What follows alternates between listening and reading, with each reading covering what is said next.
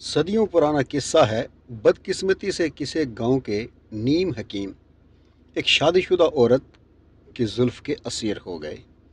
اس کے چشم قاتل کے تیکھے وار نے حضرت کے لوہے جیسے دل میں سوراخ کر دیا اور اب اس پر لٹو ہو گئے۔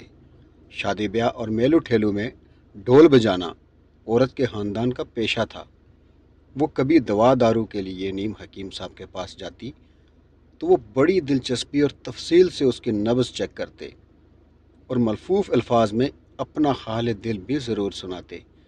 اس کا بچہ بھی جب کبھی حضرت کے سامنے آتا تو اسے چپکے سے کہتے، تمہاری ماں کا کیا حال ہے، اسے میرا سلام کہنا۔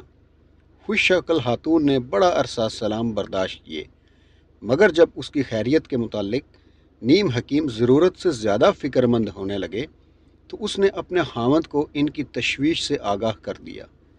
اس سنگین مسئلے پر ڈھول بجانے والے خاندان کے مردوں کا ایک اجلاس منعقد ہوا، جس میں حضرت کی صحت کاملہ کے لیے دعا کی گئی اور ان کے درد دل کے علاج کے لیے مختلف طریقوں پر غور و خوض کے بعد ایک جوہر راز شفا اسلوب فائنل ہوا۔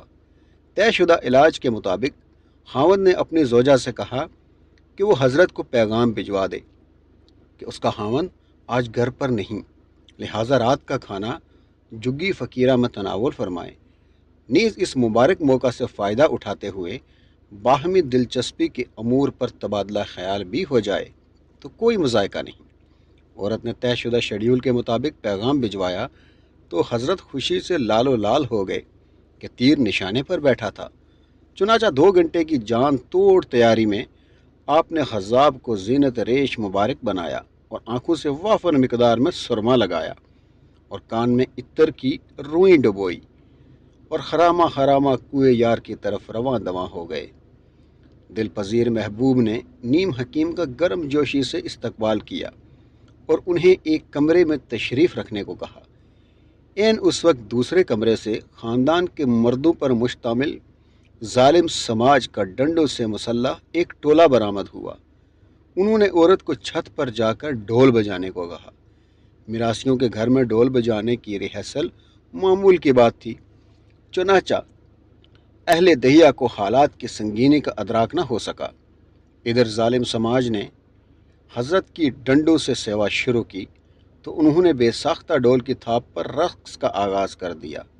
آپ بہت چیخے چلائے مگر ان کی آواز ڈول کی دل فریب دھنوں میں دب کے رہ گئی۔ المختصر، جب سیوا کرنے والے ٹولے نے حضرت کو گھر سے باعزت رخصت کیا تو ان کا انگ انگ ڈھول بجا رہا تھا اور نیم حکیم نیم جاں ہو چکے تھے۔ حسب توقع میراثیوں کے ڈنڈا ڈولی تیر بہدف نصفہ ثابت ہوا اور حضرت کو عشق جیسے موذی مرض سے نجات مل گئی۔ تاہم اس علاج کا سائیڈ افیکٹ یہ سامنے آیا کہ وہ مستقل طور پر ایک نفسیاتی عارضے میں مبتلا ہو گئے۔ نیم حکیم جب بھی کہیں ڈول کی آواز سنتے تو ان کا تراخ نکل جاتا اور آپ خوف سے جھرجھری لے کے فرماتے، آج پھر کوئی مسکین پٹ رہا ہے۔ سبق: پرہیز علاج سے بہتر ہے۔